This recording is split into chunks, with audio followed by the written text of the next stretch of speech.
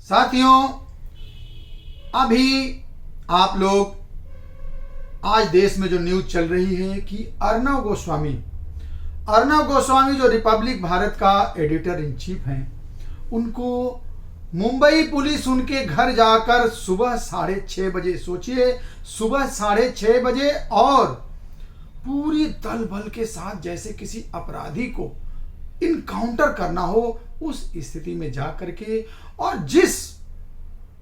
जिस तरह से जिस बदसलूकी के साथ गिरफ्तार करके, और सोचिए जूता भी नहीं पहनने दिया गया, उनकी माता जी को दवा देनी थी वो भी नहीं देने दिया गया, और गिरफ्तार करके और मुंबई पुलिस ले आई। इससे क्या साबित होता है? आखिर मुंबई पुलिस, मुंबई की सरकार किस स्तर पे उतर गई है? साथियों, मैं अर्नब गोस्वामी को पहले फोन करके बता दिया था, क्योंकि कभी कभार हमारी उनसे बात हो जाती है। मैं उनसे बताया था कि अर्नब जी, आपको कभी भी गिरफ्तार किया जा सकता है, लेकिन और वही हुआ। हमने कहा कि देख लो, किसी न किसी मैटर में ये घिनौनी हरकतें सरकार कर सकती है। आज देखिए उसी का परिणाम है। आज सोचिए 2 साल पहले 2018 में एक ऐसे केस के तहत इनको गिरफ्तार किया गया है जिस केस को क्लोज कर दिया गया, क्लोजर रिपोर्ट उसमें लगा दी गई थी, और आर्टिकल 31 के तहत यह भी कहा गया है कि आप जो है चौथी स्तंभ यानी मीडिया को आप इस तरह से बर्बरता के साथ आप गिरफ्तार नहीं कर सकते।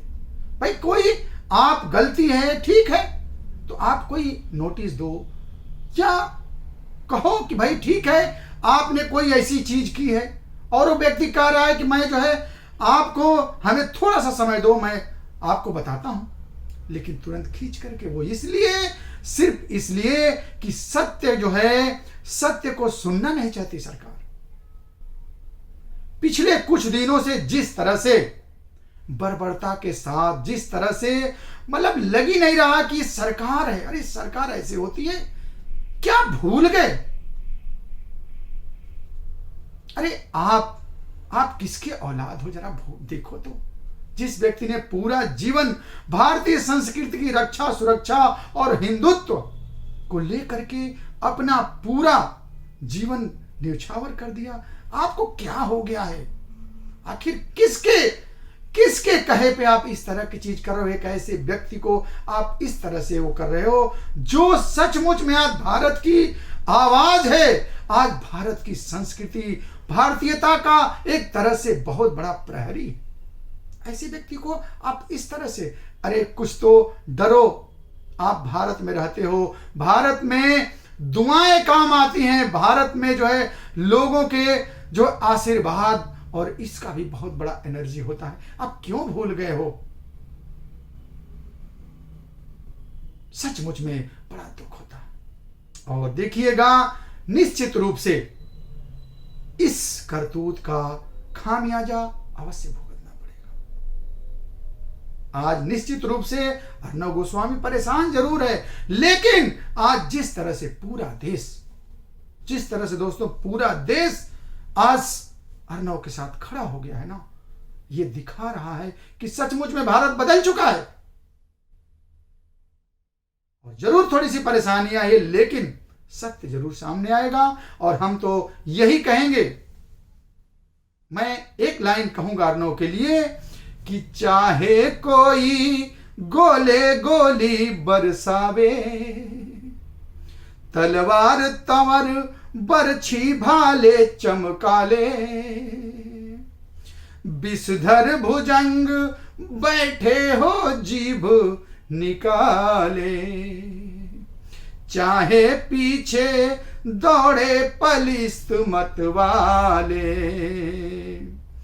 कुछ भी कर लो, अरे कुछ भी कर लो, उद्धव सेना क्या डर है, परवाह नहीं अर्नब तेरे साथ पूरा भारत वर्ष है, परवाह नहीं अर्णव तेरे साथ पूरा भारतवर्ष है। तो साथियों, आज जिस तरह से राजनीति का इस घिनौना कुकृत्य देखने को मिल रहा है, ये सचमुच में किसी इमरजेंसी से कम नहीं।